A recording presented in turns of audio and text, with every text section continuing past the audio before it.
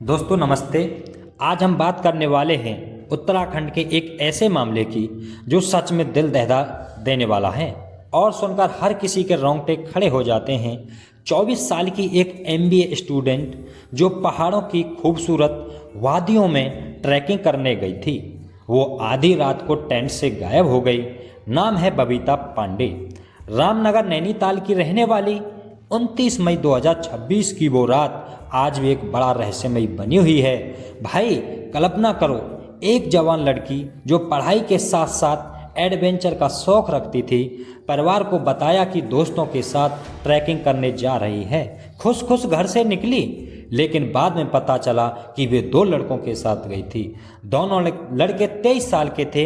एक का नाम था हरमनपाल सिंह, दूसरे का ऊधम सिंह नगर उत्तराखंड का और हरमनप्रीत सिंह शाहजहांपुर यूपी का। तीनों 25 मई के आसपास निकले थे। पहला देहरादून रुके, फिर हर्षित गए, गंगोत्री घूमे, लामा टॉप भी देखा और 28 मई को रैठाल गांव पहुंचे। 29 मई को दयारा बुग्याल ट्रैक पर निकले और गोई बेस कैंप पर टेंट लगाकर रात रुकने वाले थे। ऊंचाई करीब 11,000 फीट। वहाँ ठंड बहुत तेज होती है, हवा तेज चलती हैं, चारों तरफ बर्फीले पहाड़ और घने जंगल। दोनों दोस्तों के बयान के मुताबिक आधी रात करीब 11 बजे से 12 बजे के बीच या कुछ रिपोर्ट्स में 1:30 बजे तक बबीता टेंट में मोबाइल पर म्यूजिक सुन रही थी। वो टेंट से बाहर निकली और फिर सुबह जब दोनों उठे तो वो कहीं नहीं थी। उन्होंने आसपास काफ़ी सर्च किया, लेकिन कुछ नहीं मिला। सुबह उन्होंने पुलिस को सूचना दी। परिवार का कहना है कि टेंट में पहले कुछ झगड़ा हुआ था, म्यूजिक को लेकर बहस हुई थी और बबीता नाराज होकर बाहर चली गई। परिवार वालों दोनों लड़कों पर शक करते हैं क्योंकि बबीता ने घर पर लड़कियों के साथ जाने की बात कही थी। वो कहते हैं कि ये दोनों दोस्त कुछ दिन पहले ही बने थे और बबीता को शायद कुछ पता भी नहीं था। पुलिस ने तुरंत एक्शन लिया, दोनों लड़कों को हिरासत में लिया, पूछताछ की और एफआईआर दर्ज कराई। दोस्तों रैठाल गांव में सीसीटीवी फुटेज मिला जिसमें तीनों कार के पास दिख रहे हैं। ट्रंक खुला हुआ सामान निकालते हुए ये फुटेज गायब होने से कुछ घंटे पहले का है। इससे साफ है कि वे तीनों साथ थे। अब ट्रैकिंग एजेंसियों का परमिट फर्जी निकला। बबीता और दोनों लड़कों का नाम एक एक्सपायर्ड परमिट पर चिपका दिया गया था। नियम तोड़कर ट्रैकिंग कराई गई।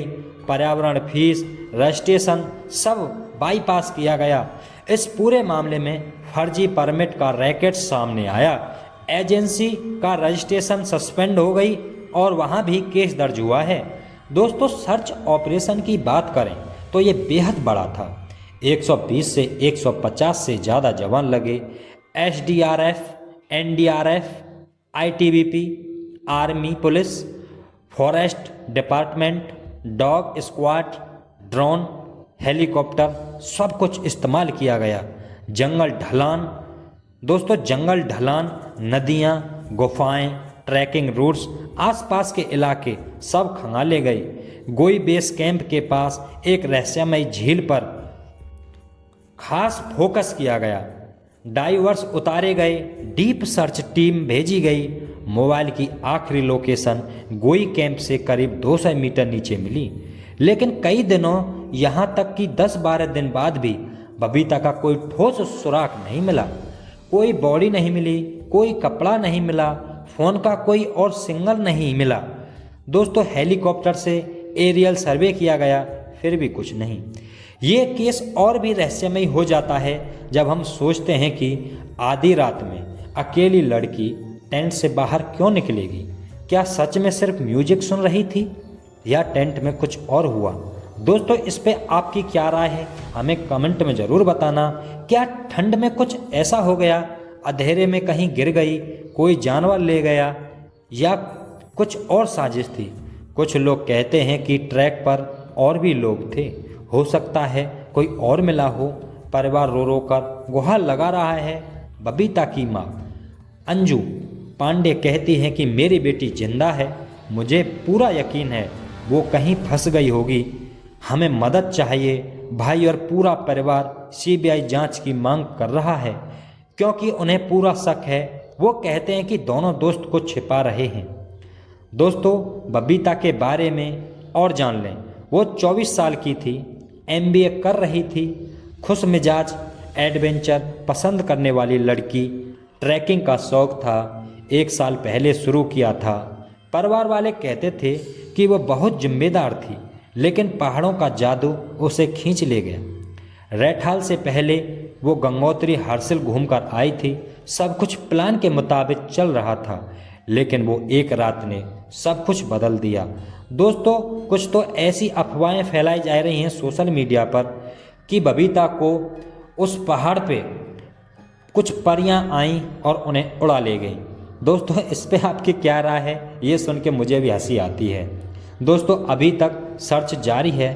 प्रशासन, पुलिस, स्थानीय लोग सब लगे हुए हैं। कुछ इलाकों में बारिश और खराब मौसम ने सर्च को मुश्किल भी बनाया है, लेकिन कोशिशें रुकी नहीं। अब तक कोई ब्रेक थ्रू नहीं मिला है। जांच के अलग अलग एंगल हैं। एक्सीडेंट, जानवर का अटैक, झगड़े की वजह से कुछ हुआ, या कोई थर्ड पर्सन इन्वॉल्व है। पुलिस सभी थ्योरी पर काम कर रही है। दोस्तों, ये केस हमें बहुत कुछ सिखाता है। पहाड़ों में ट्रैकिंग करना बहुत खूबसूरत अनुभव है, लेकिन बेहद खतरनाक भी। हमेशा भरोसेमंद और रजिस्टर्ड एजेंसियों को चुनें।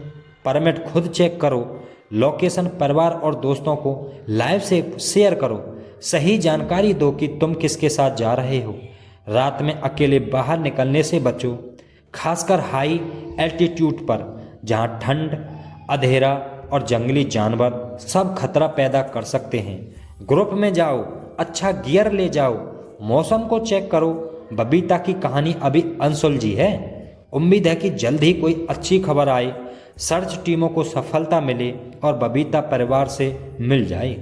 पूरे उत्तराखंड की जनता और हम सब प्रार्थना करते हैं कि वो सुरक्षित मिले। परिवार की दुआएं, पुलिस और प्रशासन की मेहनत जरूर रंग लाएगी। अगर आपको इस केस के और अपडेट चाहिए, कोई नई जानकारी चाहिए या कोई हिस्सा और डिटेल में समझना है, तो हमें कमेंट में ज़रूर बताना। हम और जानकारी सर्च करके ला सकते हैं। बबीता पांडे केस एक ऐसी मिस्ट्री है जो हमें सोचने पर मजबूर करती है कि पहाड़ कितने खूबसूरत हैं, लेकिन कितने रहस्यमयी हैं और ख़तरनाक भी। दोस्तों, हम वीडियो के अंत में आपको हर बार बताते हैं कि हमें अनजान लोगों के साथ में नहीं जाना है।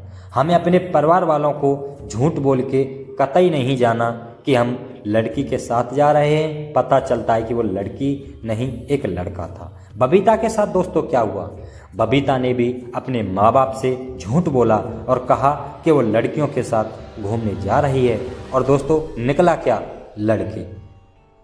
हम ये मना नहीं करते कि आप लड़कों के साथ ना जाएं। दोस्तों, आपने इस कहानी में देखा भी कि बबीता ने उन दोनों लड़कों पर विश्वास किया और अंजाम क्या हुआ। हम उन दोनों लड़कों को दोषी नहीं ठहराते, क्योंकि जब तक सबूत नहीं मिल जाते, जब तक हम उन लड़कों पर भी उंगली नहीं उठा सकते। जब तक सच्चाई सामने ना आ जाए, कोर्ट जब तक फैसला ना सुना दे, तब तक हम किसी पर उंगली उठाने का हक नहीं है, क्योंकि कानून अभी जिंदा है और हमें भरोसा है कि हमारा कानून, हमारी पुलिस, हमारा प्रशासन बबीता को एक दिन ढूंढ निकालेगा। मगर दोस्तों, ये कहानी हमें भी सोचने पर मजबूर करती है। आखिरकार रात को 11-12 बजे के बाद अगर बबीता टेंट में थी, तो अचानक ऐसा क्या हुआ कि बबीता अचानक वहाँ से गायब हो गई और उनके जो 2 दोस्त थे उनको सुबह ही पता चला। ये मुझे कंफ्यूज करता है दोस्तों कि कहानी में कुछ ना कुछ तो ऐसा है जो हमसे छूट रहा है। दोस्तों, क्या छूट रहा है ऐसा, या इस कहानी में क्या मोड़ आ सकता है? हम सिर्फ सोच सकते हैं, अपना फैसला नहीं दे सकते। जब तक सच्चाई हमारे सामने नहीं आ जाएगी, जब तक हम कुछ नहीं कह सकते। और दोस्तों, हम आपसे बस यही बोलेंगे कि आप अनजान लोगों से दोस्ती ना करें, अनजान लोगों के साथ घूमने ना जाएं। अगर किसी के साथ जा रहे हैं, उसका नाम, उसके परिवार का नाम अपने घर वालों को बता के जाएं। आप जहां भी घूमने जा रहे हैं, उसकी लोकेशन अपने परिवार वालों को बता के जाएं। और जहां भी आप घूम रहे हैं, 15-20 मिनट 1 घंटा के बीच बीच में अपने घर वालों से संपर्क बना के रखें कि पापा हम यहाँ हैं या भाई हम यहाँ पर हैं, यहाँ पहुँच गए। इससे क्या होगा, अगर कोई अपराधी आपके बीच भी होगा तो वो समझ जाएगा कि अगर हम कुछ हानि भी पहुँचाएंगे तो वो जो शक है वो उस पे आ जाएगा, तो उससे हमारी ज़िंदगी दोस्तों काफ़ी सेफ हो जाएगी। इसलिए हमारे वीडियो के अंत में भी हम ऐसे पॉइंट लेके आते हैं जिससे कि दोस्तों आपकी ज़िंदगी काफ़ी हद तक सेफ हो जाती है। इसलिए कहते हैं हम दोस्तों, हमारी कहानी के एंड में कुछ पॉइंटों को ज़रूर सुना करें और भगवान से हम यही गुजारिश करते हैं, बबीता जहाँ भी हो सेफ हो, जल्दी मिले, उसको कुछ ना हुआ हो। भगवान हम यही गुजारिश कर सकते हैं, ईश्वर से यही दुआ कर सकते हैं कि उनके माँ बापों को बबीता जिंदा मिले, अच्छी मिले। और आपकी क्या राय है इस कहानी पे कमेंट करके हमें बताना ना भूलें। और दोस्तों हमें किसी भावना को ठेस पहुंचाना नहीं है, हमारा मतलब यही है कि बबीता जल्दी से जल्दी मिल